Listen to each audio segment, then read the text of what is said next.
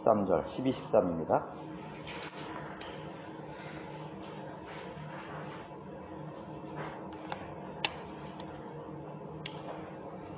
히브리서 4장 12, 13절 제가 받들어 읽어드립니다. 하나님의 말씀은 살아있고 능력이 있어 양날이 있는 어떤 칼보다도 예리하여 혼과 영 그리고 관절과 골수를 찔러 가르고 마음의 생각들과 의도들을 판별하느니라.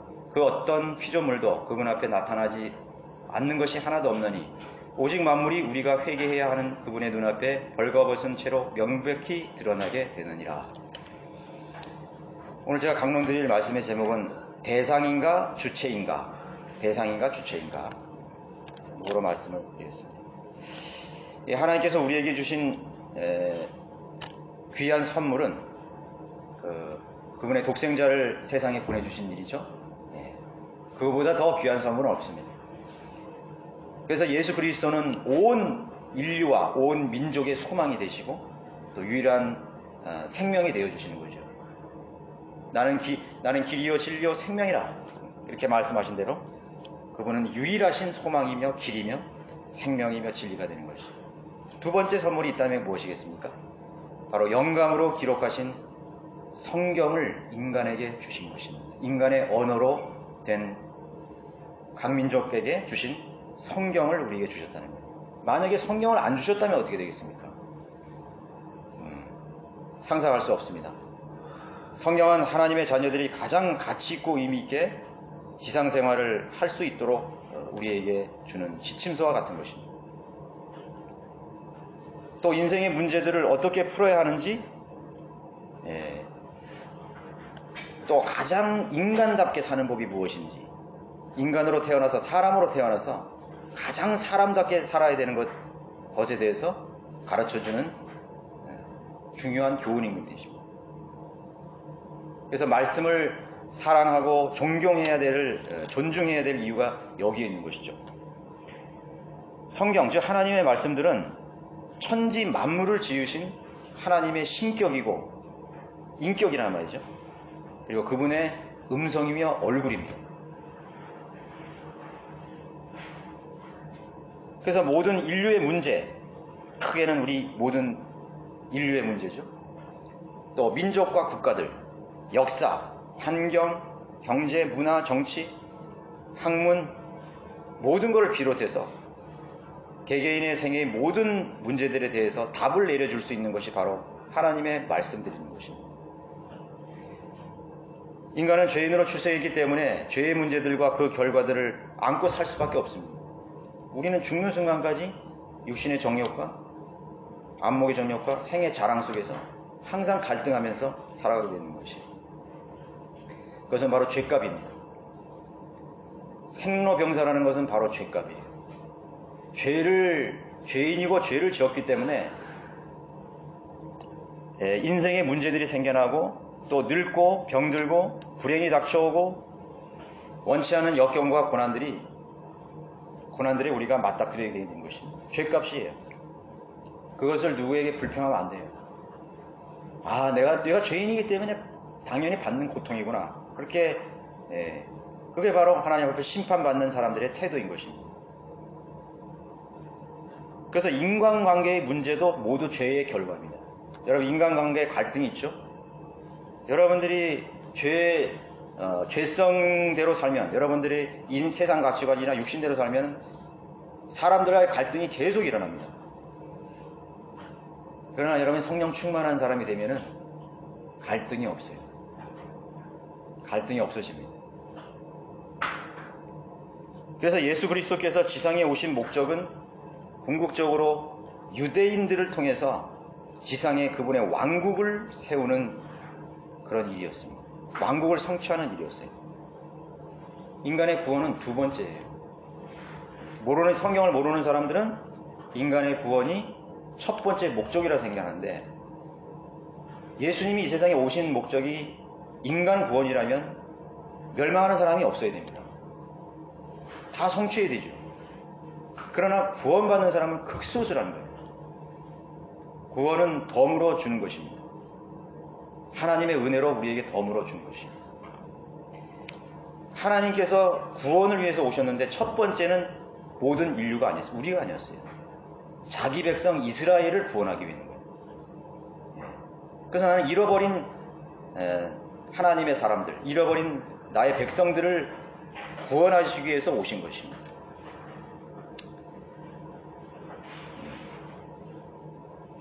그리고 그 자기 백성 이스라엘을 구원하셔서 지상의 왕국을, 유대인의 왕으로 되셔서 지상의 왕국을 수립하는 것입니다. 그러나 유대인들의 배척으로 십자가에 죽으셨죠. 유대인들이 죽인 거예요. 그리고 복음은 은혜의 복음으로 바뀌게 됩니다. 그러니까 은혜의 복음으로 왜 은혜에 바뀌었냐면 이방인에게 가기 위해서는 은혜의 복음으로 가야 돼요. 왜? 율법을 모르니까. 유대인들은 율법 속에서 율법을 실행하는 행위와 믿음을 통해서 구원받았지만은 이방인들은 율법이 없었기 때문에 은혜로 구원받는 그런 길을 열어주신 것입니다. 그래서 근본주의자들은 성경 내용의 초점을 오직 구원에만 맞추려고 하는 거예요. 성경을 잘 본다고 하는 사람들 모두 다 구원에 맞춰요.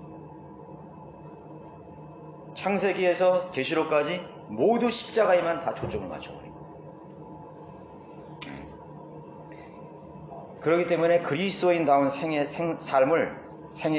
살지 못하는 것입니다. 구원은 사실 시작에 불과한 것입니다. 아기가 태어나가지고 빨가벗겨가지고 그게 구원이에요. 거기에만 계속 머물러 있는 것이죠.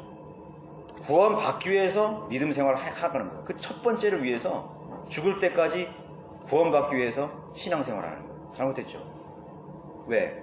성경을 구원에만 초점을 맞춰다 보니까 구원이 목적이 되어버리는 거죠. 물론 구원은 매우 중요합니다. 구원 받아야 돼요. 그러나 그것은 아기로 태어나는 첫 번째 순간이 출생인을 말하는 것입니다.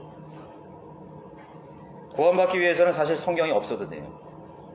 복음을 전파하는 사람들의 그 내용으로서 문을 믿고 듣고 구원받으면 됩니다. 전도지 한 장만 가지고도 충분히 구원받을 수 있어요. 근데 성경을 왜 그렇게 방대하게 주셨는가? 그래서 특히 은혜의 복음 십자가의 사건에만 맞추려고 하다 보니까 나머지 성경의 부분들을 해석하지 못하거나 억지로 풀거나 사사로이 해석하려고 하기 때문에, 무슨 영적인 해석이니 비유적인 해석이니 하면서 하기 때문에 거짓 교리가 나타나게 되는 거죠. 그래서 기형적인 기독교가 나타나게 됩니다. 기형적인 기독교. 변질돼 버린 것이죠. 은사에 집착하는 그런 표적과 은사들, 치유, 신유, 귀신 쫓고 방언하는 것에 집착하는 무리들이 생겨나게 되는 것이죠. 또 사람이 만든 켈빈주의나 칼빈의 사상이나 장로교의 교리죠. 또 알리미니언 감리교의 그런 교리들, 그런 비성경적인 교리로 인해서 다른 구원과는 관계가 없는 다른 부분들의 말씀들을 이해하지 못하게 되는 것입니다. 그래서 거의 모든 교회들이 교회의 성장을 추구하기 때문에 개개인의 삶의 중심이 교회 성장을 위한 도구가 되어버렸어요. 신자들은 교회의 성장을 위해서 모인 거예요, 그 사람들은. 그리고 그러한 개체로 전락해버리고 만 거예요. 인식되고 만 거예요. 교회의 재직들을 세우는 것도 교회 성장을 위해서 세우는 것이죠. 쫙 조직을 쫙 해서 무슨 부 나눠서 집사들 나누고 장로들 나누고 해서 어떻게 하면 그 부서를 성장시키느냐, 그게 초점이 맞춰져 있는 거죠. 그런데 이용하는 도구로 개체로 다 전락해버렸습니다.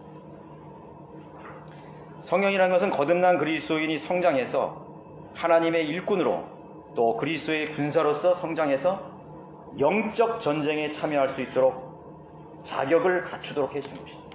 잘 구비되어서, 의로 잘 구비되어서.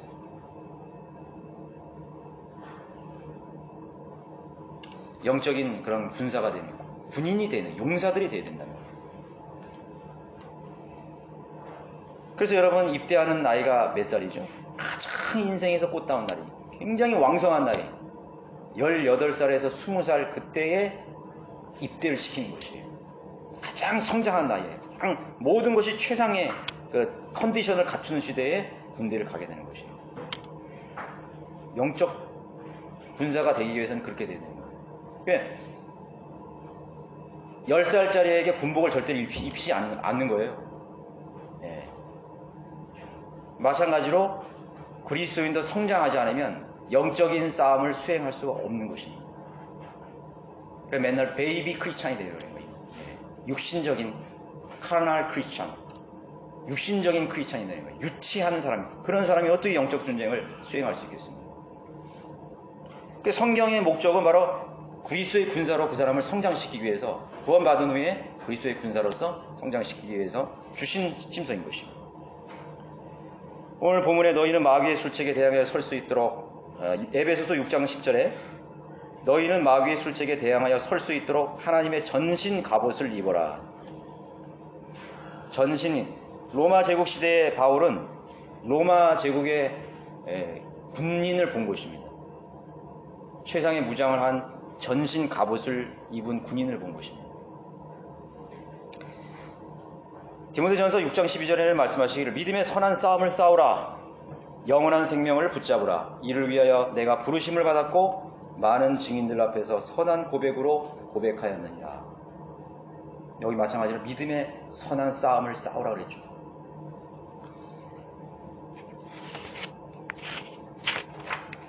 그러나 하나님께서 기대하시는 대로, 또 믿음의 선배인 사도의 바람대로 모두가 그렇게 되는 것은 아니죠. 소수의 그리스도인만이 정상적인 성도로서 승리하면서 하나님의 뜻을 이루어갈 뿐인 것입니다. 하나님의 말씀들을 통해서 약속하신 내용들을 많은 사람들이 믿지 않기 때문에, 또 의심함으로 하나님의 말씀을 대하기 때문에 하나님의 기대에 미치지 못하는 것이죠. 그래서 읽고 있는 말씀들을 믿고 신뢰했다면 우리 인생에서 그렇게 많고 복잡한 문제들이 생기질 않습니다. 생기지 않아요. 내가 내 자신이 진리를 늦게 알아서 이 성경대로 믿는 믿음 안에 내가 왔을 때는 많은 문제들이 있을 수 있어요. 그러나 그 문제들이 해결돼 가야 되는 거예요. 그 해결하기 위해서 하나님 말씀을 여러분들이 어떻게 대하느냐가 중요한 것입니다. 그럼 그 문제들이 하나둘 다 해결되기 시작하는 것입니다. 그런 간증들이 있어야 됩니다. 그래야 그 사람은 성장의 증거가 있는 것입니다. 여러분, 구약 성경을 한번 읽다 보면은 뭐 그렇게 많은 사람들이 등장할 필요가 있느냐 이렇게 생각할 수 있죠. 많은 이름들이 있고 많은 시대들이 있고 많은 사건들이 기록되어 있습니다. 왜 그렇게 많은 사람들의 인물들이 등장하죠? 왕들도 있고 가난한 사람도 있고 고아들도 있고 창기들도 있고 군인들도 있고 거지와 병자들도 있고 과부도 있고 호라비도 있고 범죄자들도 있고 포로들도 있고 또 선지자들도 있고 거짓 선지자들도 있고 거기에 총 기록된 사람들의 삶이 다양하게 기록되어 있습니다. 그리고 동시에 그들 각자의 인생의 문제들이 어디에서 왔는지 기록하고 있어요. 그 왕들의 열왕기 상하에 수많은 왕들이 있는데 재판관들이 또 있는데 그 사람들의 인생의 문제가 어디에서 온지를 분명하게 나와 있습니다. 그 사람들의 인생의 문제가 우연히 온 것이 아니라 뭔가 어디에 근거를 두고 있고 뿌리가 있다는 것을 분명히 보여주고 있어요. 그거를 찾아내야 돼요. 이 사람은 왜 이렇게 죽었을까? 이 사람은 왜 이렇게 병들었을까? 이 사람은 왜 이렇게 비참하게 죽었을까? 이 사람들은 왜 가족을 다 잃었는가? 왜 그 사람은 포로가 되어버렸는가? 왜 그 사람은 거지가 되어버렸는가? 여러분, 그건 분명히 나타나요. 그거 못 찾아내시면 여러분 성경을 읽는 의미가 없어요. 남의 얘기가 아니죠. 하나님은 민족 전체에 대한 큰 대의적인 그러한 역사의 흐름들을 보여주시기도 하고요. 인생 한 사람 한 사람의 삶의 문제들이 어디에서 시작되었고 그것을 어떻게 풀어야 되는지를 너무나 자세한 예들을 통해서 자상하게 우리에게 알려주고 있는 것이에요. 그냥 예수 잘 믿고 복 받고 그런 게 아니에요. 그래서 오늘날 우리가 생생하게 배울 수 있는 정말 거울보다도 더한 그런 투영체와 같은 것입니다. 여러분 시간을 한번 내서요. 뭐 다른 거 하지 마시고 우리나라든 외국 사람이든 유명하고 잘 나가고 성공한 아주 행복하게 보이는 그렇게 살아왔다고 생각하는 과거의 사람이든 현재 있는 명사나 기업인이나 영화배우나 교수나 누구든지 몇 명을 여러분 선정을 하셔가지고 그들이 살았던 사생활을 한번 추적해보세요. 추적해보세요. 놀랄걸요? 놀랍니다. 이 사람의 사생활이 이랬구나. 이 사람이 이렇게 불행한 사람이에요. 약물 중독에다가 우울증에다가 뭐 별별 이혼에다가 뭐 막 엄청난 그들은 웃고 있지만 집에 돌아가서는 피눈물을 흘리는 것입니다. 다 썩었어요. 썩어서 막 문드러지고 있어요. 그게 인생이에요. 하나님이 없는 인생. 인생의 문제를 풀지 못하고 그냥 그걸 가지고 나가려니까 그게 돼요? 안 되는 거지. 사기도 당하고 사기도 치고 뭐 얼마나 그 참 비참한 인생이죠. 한번 찾아보시라니까요. 찾아보셔요. 지금 이 순간에서 행복하다고 보이는 잘 나간다고 생각하는 사람들도 앞으로 닥칠 불행을 전혀 예감하지 못하고 웃고 있어. 웃고 있어요. 뻔해. 제가 여러분에게 확언한다면은 앞으로 여러분의 생애가 가장 정상적이고 문제를 최소화할 수 있는 길, 동시에 하나님의 사람다운 그런 생으로 남겨지기 위해서는 세 가지 사항을 준수하면 됩니다. 너무나 간단해요. 그것은 지식, 믿음, 실천입니다. 그러면 여러분의 인생은 최소화, 어차피 인생의 문제는 닥치게 돼 있어요. 그러나 지식, 믿음, 실천 이 세 가지를 붙들고 여러분이 살아가면 여러분의 생애의 문제는 최소가 될 수 있고 가장 정상적이고 가장 인간다운 삶을 살다가 소망 가운데 주님 품에 안기게 되는 것입니다. 주님을 만나는 거예요.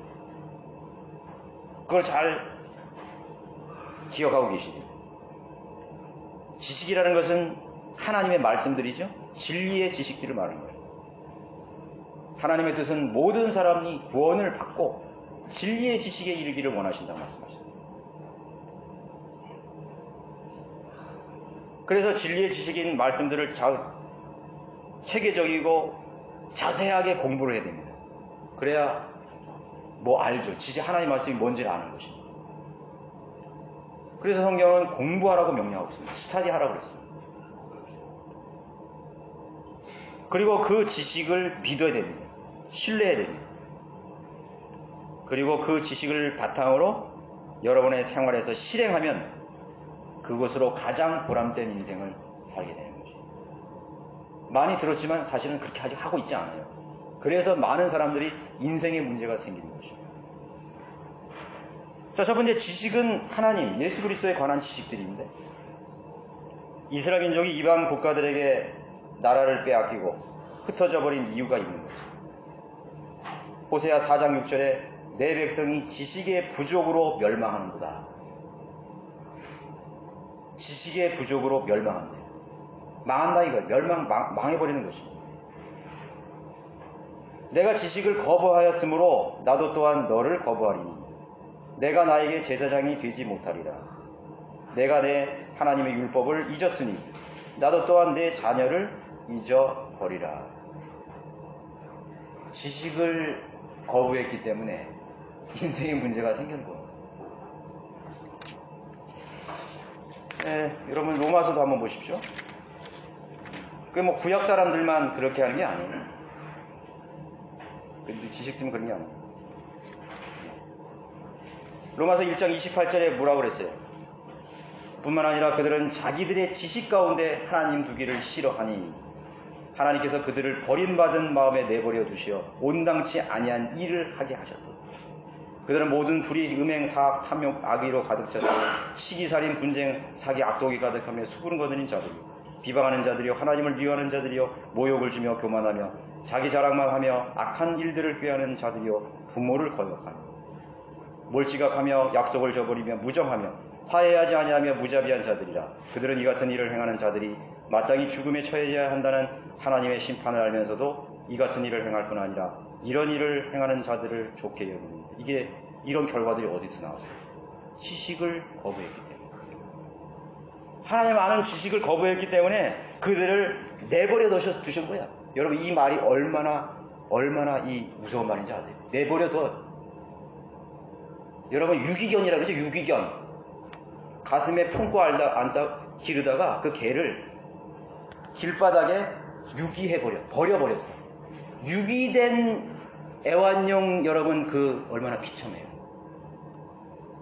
얼마나 비참해요. 하나님이 유기시킨다는 거예요. 유기. 하나님을 거부하고 하나님의 지식을 거부한 사람을 유기한다는 거예요. 내버려 두신다는 거예요. 그래서 이스라엘이 그렇게 됩니다. 천대받는 민족이 돼요. 아프리카 노예는 비교해도 안 될 만큼 유대인들은 핍박과 서름과 고통을 겪었다는 사실을 알아요. 얼마나 수많은 사람들이 세계 도처에서 비명에 죽어갔습니다.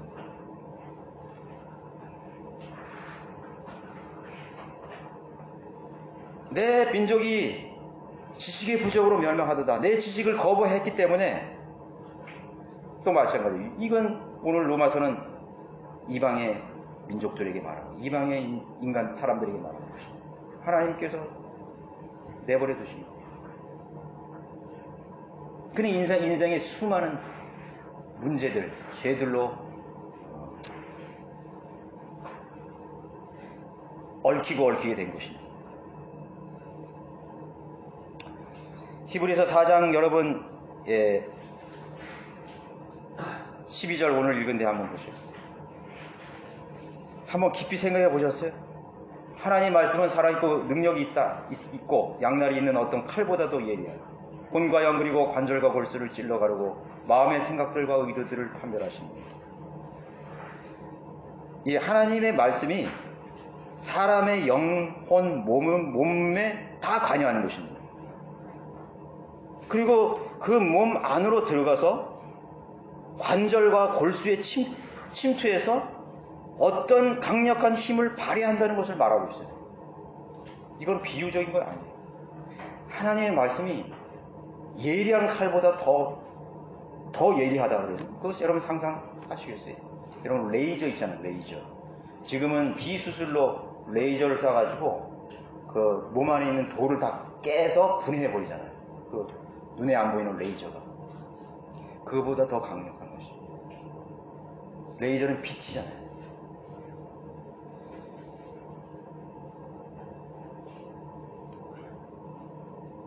관절과 골수가 육체인데 골수는 뼛속에서 피를 생산하는 곳이 바로 골수잖아요. 뼈 안까지 들어가서 그 골수, 피를 만드는 아주 중요한 부분까지 어떤 힘을 발휘하는 거죠. 관절과 골수를 찔러서 가른대요. 관절에 들어가는 하나님의 말씀들입니다. 또 인간의 혼에 관여하셨죠. 마음의 생각과 의도들, 이거 혼입니다. 생각과 마음으로 들어가서 그 사람의 생각 속에 있는 내용들을 하나님께서 다 점검하시고 판단하시고 판별하시고 이 사람이 앞으로 뭘 하려고 그러는지도 다 그 생각의 혼 안으로 들어가셔서 그 사람의 감정, 의지, 정서, 그 사람의 계획, 가치관, 모든 것을 판단하십니다. 여러분 기억해야 됩니다. 여러분 하나님의 말씀을 읽는다는 의미가 뭐죠? 성경은 절대로 대상이 아니에요. 내가 대상입니다. 거꾸로 해서 우리 성경 공부해야지. 성경을 자세히 우리가 보고 성경 안으로 들어가서 우리가 뭔가를 캐내고 해야지. 아니요. 오히려 성경이 우리를 보고 있어요. 볼 뿐만 아니라 그 성경이 살아서 내 영혼 몸에 진입하셔가지고 관절과 골수를 다 살피고 그냥 내 마음의 생각들과 의도들을 전부 판별하시고 그거 여러분 상상하고 있으세요? 하나님의 말씀들이 나를 읽고 있는 것입니다. 나를 스캔하고 있어요. 여러분 스캔한다 그러죠. 여러분 초음파나 뭐 이렇게 CT 살 때 쫙 사람 몸을요 쫙 갈라요. 그래가지고 머리부터 발끝까지 딱 해줘요.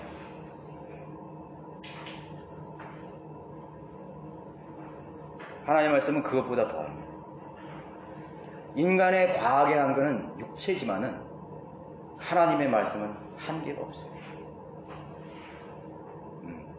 인간의 깊은 정서 속에 들어가셔서 인간의 마음을 스캔하시는 거죠. 다 판독하십니다. 그래서 여기 보면은 13절에 말하고 있죠. 그 어떤 피조물도 그분 앞에 나타나지 않는 것이 하나도 없다 그랬어요.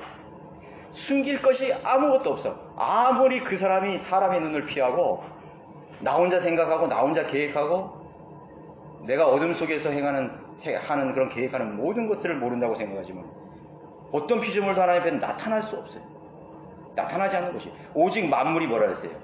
우리가 회개하는 그분 안에 눈앞에 벌거벗은 채로 명백히 드러나게 되느니라. 일찌감치 옷을 벗어야 돼요. 일찌감치 하나님께 그 자백을 하라는 거야. 여러분 자녀들이 이렇게 무슨 도둑질을 하든지 거짓말하든지 남을 속이든지 나쁜 짓을 하고 숨기고 있다가 부모들이 먼저 하면 얼마나 화나요. 그럼 매를 안 들 수가 없는 거예요. 그런데 이 자녀가 먼저 와서 자백하는 거예요. 아버지, 내가 이런 일을 했어. 아버지한테 거짓말했어. 용서해 주십시오. 그래? 그래 알았으면 됐어. 용서하잖아요. 근데 인간은 하나님의 말씀을 믿지 않고 두려워하지 않기 때문에 그냥 관가해버리는 것이에요.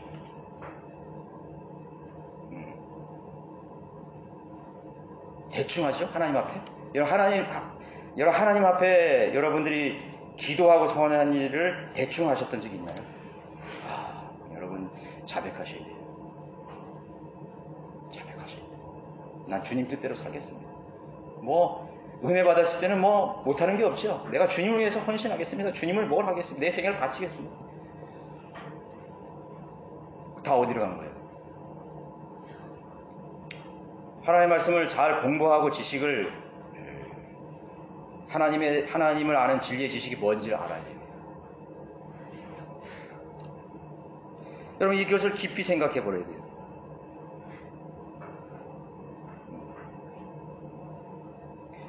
하나님의 말씀이 주체인가 아니면 대상인가? 내가 성경을 보는 것인가? 아니요. 성경이 나를 보고 계십니다. 불꽃 같은 눈동자로 나를 보고 계십니다. 하나님 말씀 앞에서는 여러분 거짓말하면 안 돼요. 그래서 하나님과 교제하는 것은 기도와 말씀으로 하나님께 나가는 건데 그때 거짓말해버리는 거죠. 육신을 가지고 나가고 자기 사력을 가져가고 어떤 사람들은 성경을 이용해서 돈벌이 수단으로 교회들이 그렇게 됩니다.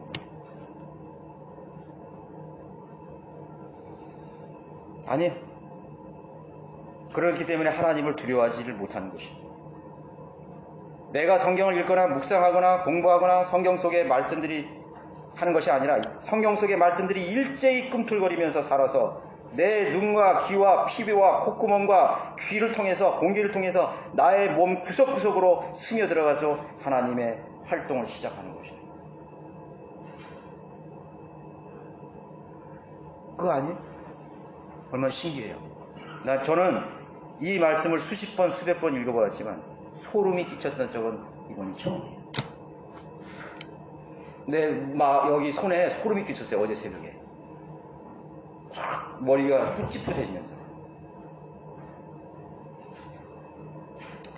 말씀들이 예리한 칼이 되어서 나의 온 몸 구석구석과 나의 숨겨진 상상, 생각, 계획을 침투하셔서 셀 수 없는 거짓들, 더러운 정욕들, 생각들, 온갖 잡다한 망상들을 다 하나님께서 빛으로 밝혀내시고 수술을 시작하십니다. 우리는 구원받았을 때 영적 할례가 일어난다 그러죠. 몸과 혼과 영이 영을 다 분리시켜 놓습니다.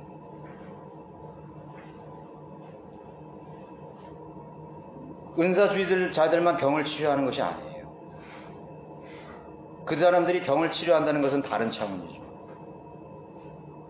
그들은 바른 지식도 없고 하나님을 두려워하지도 않고 그 사람들의 목적은 사사로운 목적이 있는 것이죠. 그러나 바른 지식을 가진 그리스도의 치유는 다른 차원이에요. 그 말씀들을 통해서 일어나는 것입니다. 이제는 치유 시대는 끝났어. 아니요. 지금은 의사를 통해서 약을 통해서 하나님께서 우리를 치유하실 수 있어요. 그러나 첫 번째로 하나님의 말씀으로 여러분 치료가 돼요. 정신병인 정병에 아무리 가봐요. 약 먹는다 돼요? 안 되는 거죠. 온갖 신경 정신병들이 속에 사는 현대인들, 불치병이 난치병이에요.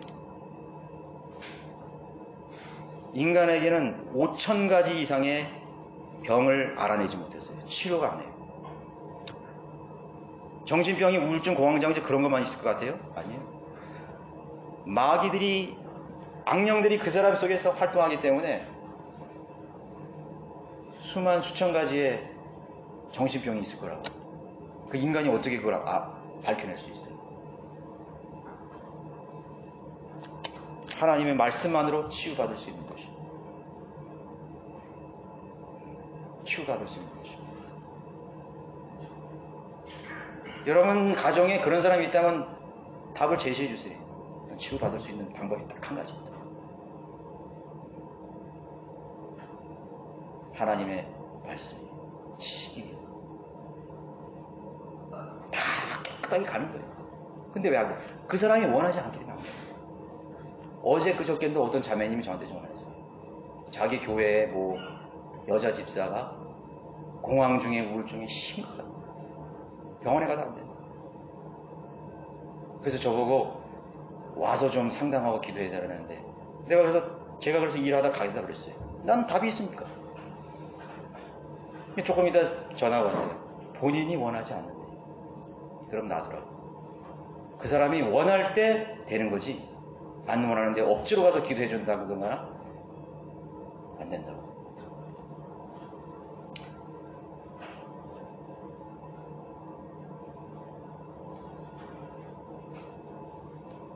그것이 아무리 오랜 고질적인 질병이 되어도 진리의 지식으로 치유된다는 약속이에요.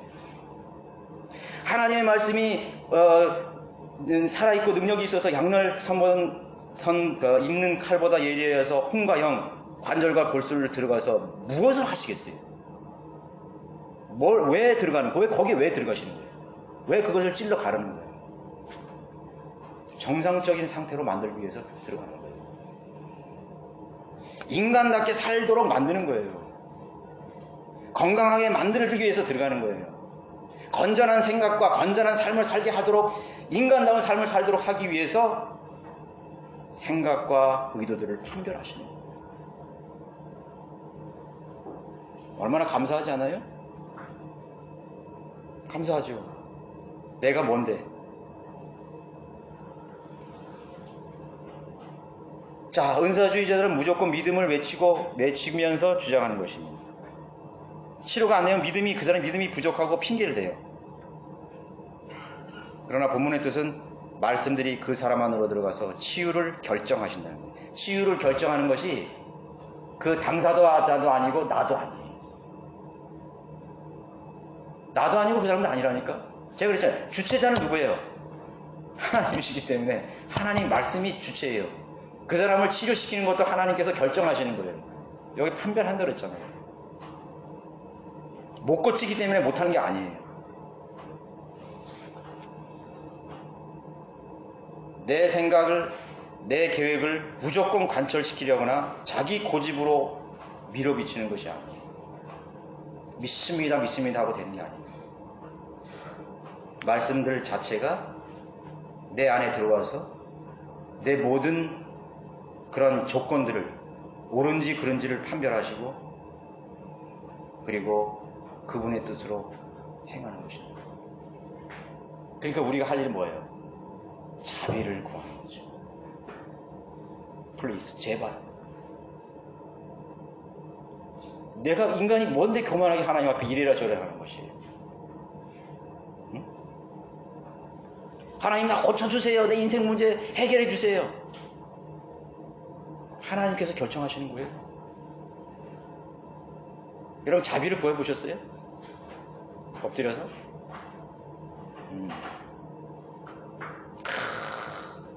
하나님 나 살려달라고. 하나님 앞에 자비를 구해야 돼요. 우리 인간이 자기 속에 있는 걸 끄집어낸다면 제가 생각할 때 여기 이 교회가 지금 몇 평이야? 여기 아마 가득 차고도 남을 것 같아요. 그 더러운 오물들을 여기 쓰레기들을 정크들을 끄집어내면 여러분 이사 갈 때 저도 지금 이사 준비하는데 어디서 그냥 안 쓰던 엄청나게 나와요. 여기는 교회 여기도 여기 정리하는데 그렇게 그냥 이렇게 짐이 많았나? 그 저기 거실에 3층 거실에 가득 찼었어요. 제가 며칠 동안 다 버리고 3층으로 다 올리고 우리 인간의 여기 우리 홀 이 안에 인간의 상상과 계획과 우리 거기 안에 얼마나 많은 더러운 오물들이 죄악들이 그것이 나오겠어요. 그걸 끄집어내야 돼요. 끄집어내야 돼요. 하나님을 형식적으로 대우했던 거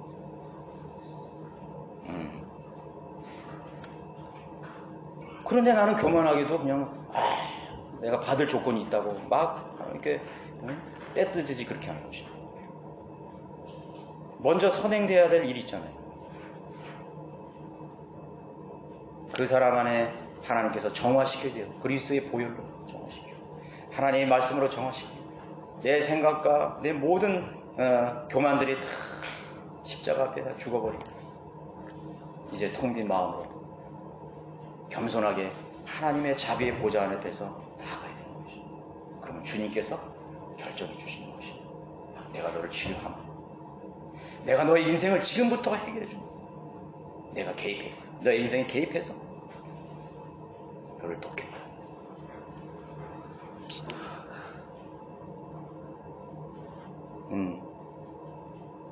어떤 환자가 치료를 받기를 간절히 원할 때 먼저 주님의 말씀들이 지식으로 그에게 임해야 돼요. 그 말씀들이 그 환자에게 합당하게 적용될 수 있도록 기도할 때 성령님께서 결정하셔서 곧바로 치유해 주시는 것입니다. 그런데 그 사람이 그 말씀들에 합당치 않기 때문에 믿음이 적은 게 아니에요. 믿으면 믿을 수 있어. 그러나 합당치 않은 것이고 그래서 응답이 안 되는 것입니다. 두 번째는 믿음과 신뢰의 문제입니다.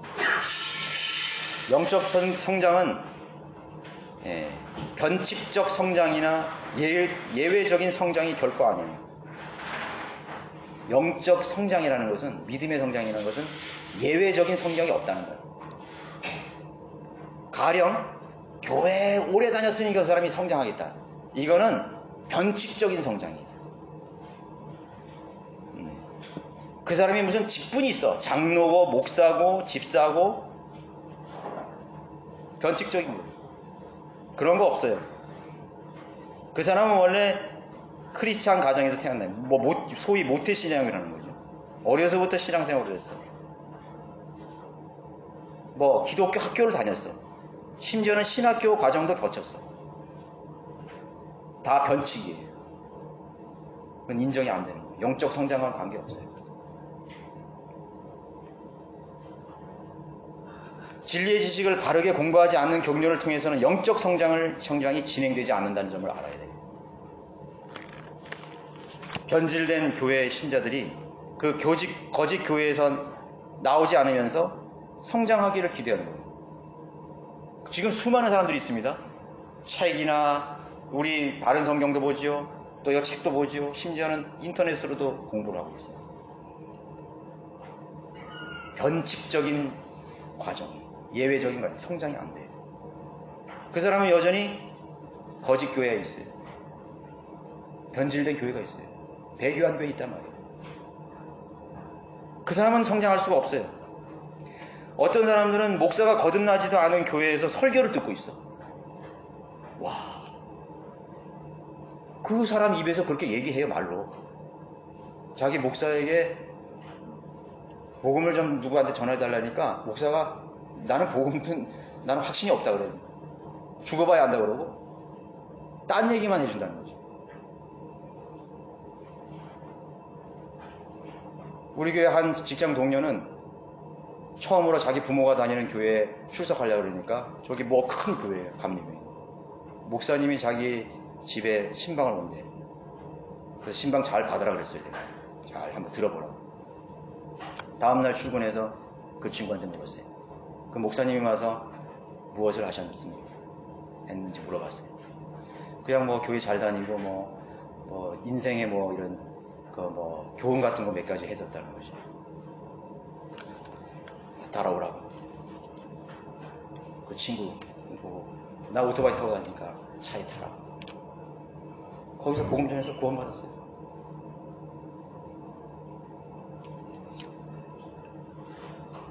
참 한심하죠? 한심해요. 박근혜 전 대통령이 탄핵 촛불을 막 하고 있을 때 광화문이 지금 그 쥐구멍에도 들어가고 싶은 심정으로 그 청와대에 갇혀서 있을 때 우리나라 3대 종교 지도자가 거기 갔어요. 뭐 조계종에 누가 가서 상담을 했고 또 뭐 추기경 누가 갔고 그 다음에 누가 간지 아세요? 중앙침례교회 원로 목사 김장한 목사를 불렀어요. 김장한 목사. 그 사람의 실체가 거기서 드러나는 거예요. 복음을 안 전했어요.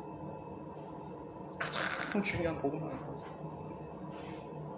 앞으로 어떻게 살아야 되는지 그 1시간 동안 얘기해 줄 수 없었던 목사. 그 사람의 실체가 드러났죠. 전두환 대통령이 전 대통령이 중앙침례교회에 몇 번 출석을 했어요. 구원 못 받았어요. 온 국민이 죽이라고 아우성치는 그 불쌍한 혼을 자기 교회에 내외가 왔는데도 그냥 돌려버렸어요. 영원한 교회가 사라져버립니다. 그 죄인들이 지옥에서 불타면서 뭐라고 아우성쳤을까요? 처참하죠. 왜 당신은 나에게 그 한마디를 안 해줬나?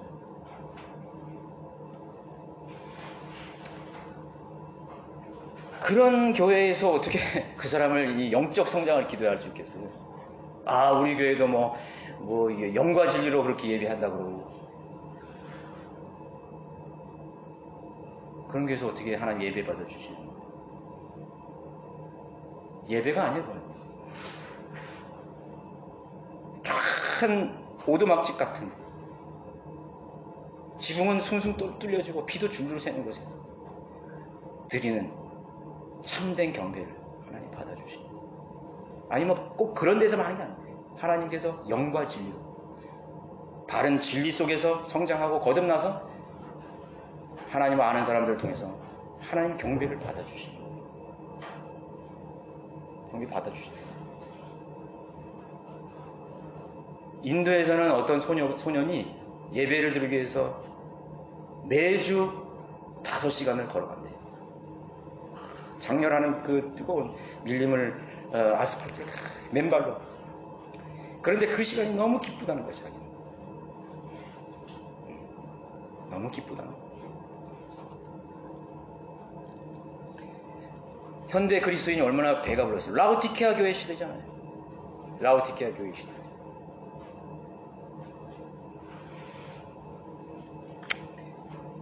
자, 그런 데서는 성장이 안 된다는 거죠. 자신은 바른 성경도 읽고 기타 성경적 서적으로 공부를 하면서도 그 배교한 교회를 떠나지 못하고 자기 가족이 있고 뭐도 있고 핑계대면서 그 교회를 떠나죠. 오늘 안 떠나면 내일 나올 수 없어요. 올해 나오지 않으면 내년에 나올 수가 없어요. 지금 안 하면 아무것도 변하는 게 없어요. 지금 결단을 선택하고 결단하고 행하지 않으면 내 삶에 변하는 것은 아무것도 없어요. 안 그래요? 계속 계획만 해요. 언젠가 해야지. 사람의 육신이라는 것은 한계가 있기 때문에요. 유효기간이 있기 때문에 할 수 있는 때가 있어요. 뭐 공부도 때 지나면 못한다 그러잖아요. 모든 것이 한계가 있어요. 해가 지기 전에 건초를 말려야 돼요. 해가 떨어지기 전에 빨래를 말려야 되잖아요. 그게 인생이에요. 자, 믿음과 신뢰란 진리의 지식들의 능력을 알았을 때 생성되는 것입니다. 바른 진리의 지식 속에서, 바른 경배가 이루어지는 곳에서, 바른 성경적 실행이 이루어지는 곳에서 진리의 지식은 성장해 가는 것입니다. 그 사람은 영적 분서로 성장해 가는 것입니다. 자, 여러분 히브리서 4장 12절 여러분 아시죠? 그 다음에 창세기 1장 1절 한번 쫙 보세요. 한번 보세요.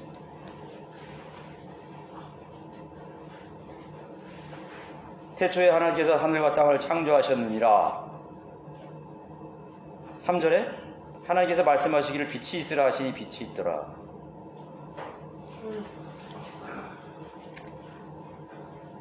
6절에 하나님께서 말씀하시기를 물들 가운데 창공이 있으라. 창공으로 물들에서 물들을 나누게 하라 하시니라. 하나님께서 창공을 만드시고 창공 위에 있는 물들에서 창공 아래에 있는 물들을 나누시니 그대로 되니라.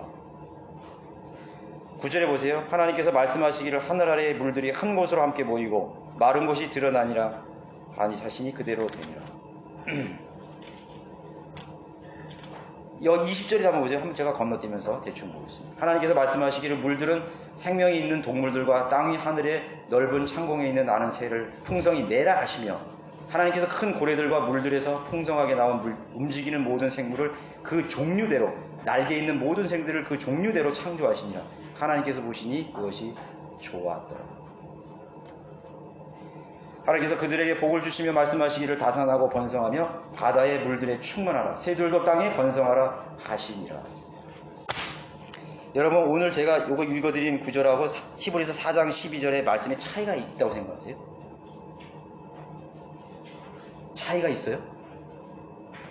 그 스케일과 수준과 뭐랄까 그 질과 능력과 어떤 건 중요하고 어떤 건 사소한 어떤 차이가 있다고 생각하세요? 다른 사람이 말씀하셨나요?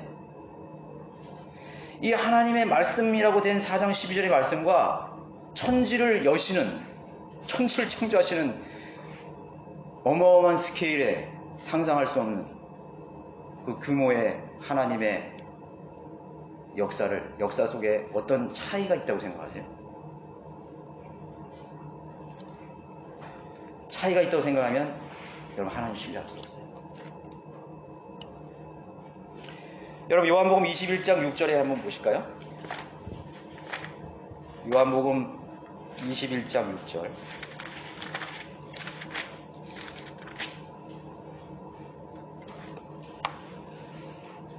예수님이 이제 부활하셔서 이제 제자들을 실망스럽게 이제 낙심하고 다시 고기를 잡는 그런 제자들에게 나타나신 거죠. 나타나셔서 말씀하십니다. 21장 5절. 그때 예수께서 그들에게 말씀하시기를 자녀들아 너에게 먹을 것이 있느냐고 하시니 그들이 대답하기를 없나이다라고 하니라. 주께서 그들에게 말씀하시기를 그물을 내 오른편에 던지라 그러면 찾으리라고 하시더라. 그러므로 던졌더니 고기 수가 많아서 그물을 끌어올 수 없더라. 그때 예수께서 사랑하시던 제자가 베드로에게 말하기를 주시다라고 하니 시몬 베드로가 옷을 벗은 채로 있다가 주시다라는 말을 듣자 어부의 겉옷을 걸치고 바닷속에 뛰어들더라. 갈릴리 바다에서 다 실망하고 이제 다 끝났다. 절망의 그 바다에서 자기의 생업으로 돌아가서 이제 모든 희망은 다 사라지고 그 어두운 밤바다에서 밤새도록 고기를 잡고 한마디를 못 잡고 주님께서 나타나신 줄 주님께서 말씀하시기를 내 오른쪽에 그물을 던지라. 그러니까 그대로 하니까 그대로 되는 거죠. 이 예수님이 하신 요 한마디 말씀과 창세기에 아까 제가 읽어드린 말씀과 히브리서 4장 12절의 이 말씀 사이에 뭐 차이가 있나요? 차이가 없어요. 천지 만물을 창조하신 그분이 오셔서 베드로에게 말씀하시는 거예요. 그분이 성령을 통해서 영감으로 기록하셔서 히브리서를 우리에게 말씀하신 거예요. 그럼 끝났지 뭐. 그게 하나님을 아는 거예요. 다른 게 아니에요.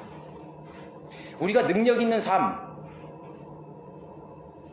우리가 하나님을 향한 사랑과 열정이 없는 이유는 하나님 몰라서 그런 거예요. 차이가 없어요. 차이가 없다는 거예요. 베드로와 제자들에게 하신 예수님의 말씀, 그물을 배 오른편에 던지라. 그렇게 말씀하신 실존이 다르지 않습니다. 우주 만물을 말씀으로 채우신 분의 동일하신 권위가 거기 있는 거예요. 똑같은 경우 하나도 그 권위가 떨어지지 않는 그것으로 베드로에게 말씀하신 것이. 그걸 알았을 때 베드로는 얼마나 감격했을까요? 자기가 주님을 부인했던 것이 얼마나 부끄러웠을까요? 그죠? 그 다음부터 베드로가 죽음을 두려워했겠어요? 하나님을 알지 못하기 때문에 내가 헌신하지 못하는 거지. 사람들 눈치 보고 부끄러워하고 나의 것을 포기하지 못하고 드리지 못하고 그렇게 사는 거죠. 기도에 힘이 없고 늘 우울하고. 왜 우울해 그리스도인이? 왜 우울하죠? 왜 낙심하죠? 실망하죠? 아니요. 인간의 사고에 갇혀있는 거예요. 요거 안 되면 실망해버리고 낙심해버리고 하나님 나 안 도와주시니 불평하고. 하나님 불평하지 못하니까 사람 불평하죠. 짜증내고 신경질적이 되고 예민해지고. 왜 그래요?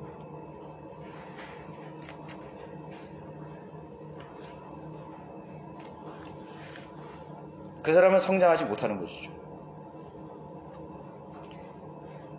인생의 문제가 되겠습니까? 그것을 아는 사람에게 인생의 문제가 되겠어요? 실행? 하나님 말씀 여러분 실행하기 힘들죠? 순종하기 힘들죠?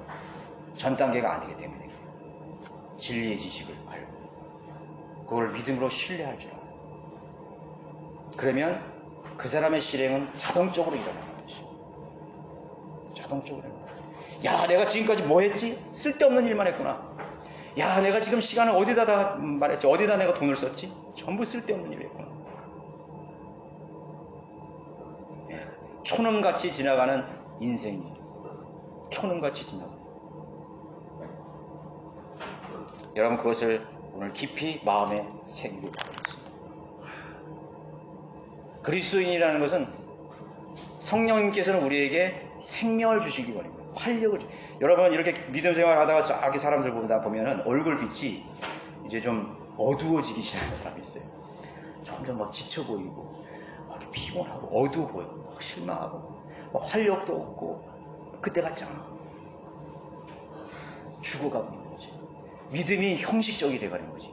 하나님과 거리가 점점 멀어지고 있어. 하나님의 그런 활력 있는 성령님의 활동, 하나님의 말씀 속에 있는 그러한 주님과 동행하는 사람이 점점 멀어지고, 아니 이제 끝났을 수도 있어. 제가 말했잖아요.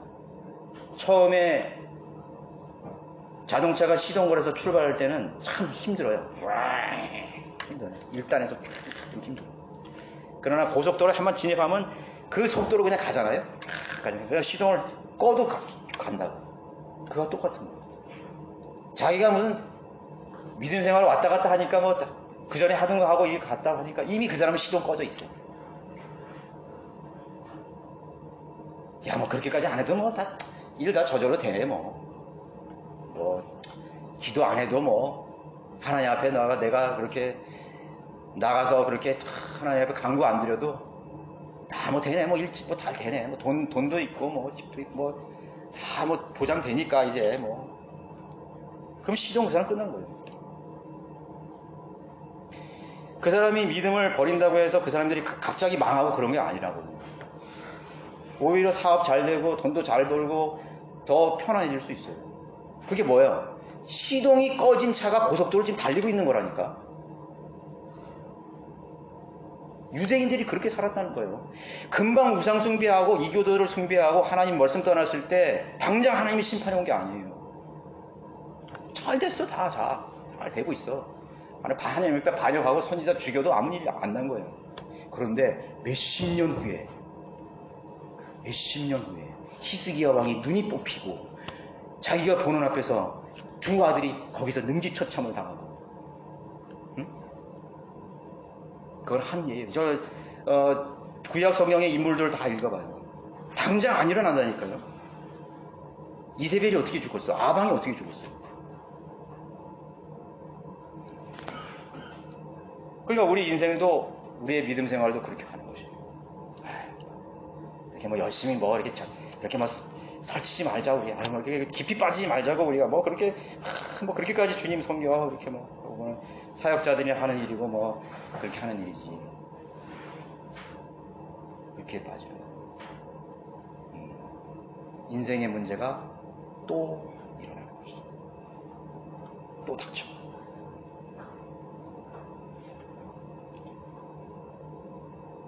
무엇이 우리를 성경대로 믿는 그리스도인이 되게 하는가? 바로 생동하는 말씀들입니다. 살아 꿈틀거리는 천지를 창조하신, 바람을 명하여 잠잠케 하시고 폭풍도 대작도 하나님 가라앉히시는 하나님, 요나를 뱃속에 집어넣게도 하고 꺼내시는 위대하신 하나님, 물고기들을 좌지우지하시는 동물의 세계, 먹이 사슬, 해와 달, 별을 관장하시는 그 말씀의 권위가 그대로 나에게, 내 인생 하나 뭐 변하는 게 없겠어요? 아무것도 아니라 깃털보다도 가볍다고. 하나님의 말씀을 통해서 깃털보다 가벼워요. 그것이 하나님의 말씀이 조건이 된다면 깃털처럼 보다도 더 가벼운 것이 하나님의 역사하신 것, 하나님의 능력이에요.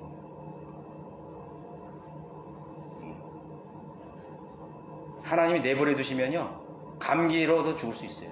핏줄 하나 맞게 죽을 수 있어요. 그러나 하나님이 도와주시면요, 불치병도 하나님 다 낫게 하시죠. 인간이기 때문에 그게 차등을 두는 것이지. 하나님의 임재는 하나님의 말씀입니다. 기록된 말씀을 믿는 곳에 나타나는 것입니다. 죽은 설교자, 죽은 목사, 죽은 수많은 그리스도인들, 죽어버린 교회들, 이제 송장 치울 일밖에 안 남은 거죠. 하나님이 송장 치울 일이 뭐예요? 하나님이 다 쓰레기로 다 보내는 거예요. 다 쓰레기예요. 뭐 교회가 돌아가고 뭐 재정이 풍성하고 뭐 선교도 하고, 죽은 교회 다 이래요. 죽은 교회 다 죽어버렸어요. 배교한 교회, 라우디아 교회지. 실상은 눈 멀고 가련하고 안약을 사서 발라보라 이거예요. 하나님이 예수 그리스도께서 계시지 않는 교회예요. 그러나 하는 척 하는 거지. 성령의 능력은 떠나 있는 것이. 겉은 번지를 해도 이 안에 하나님 말씀이 안 들어가니까 이 말씀에 하나님께서 들어가셔서 하는 행동해야 되는데 맨 종교적인 의식과 순종을 강요하고 목사 순종, 하나님 말씀이 강요이 아니라 목사의 명령에 순종해야 돼.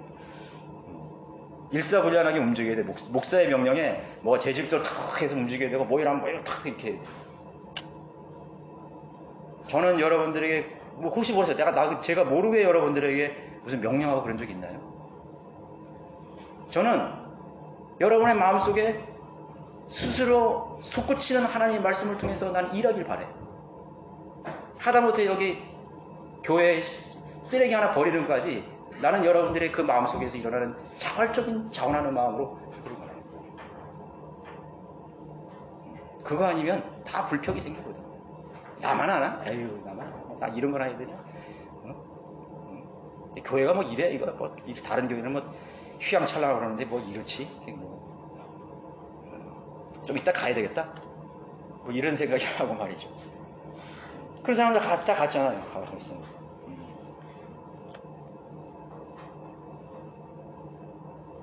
그게 아니죠.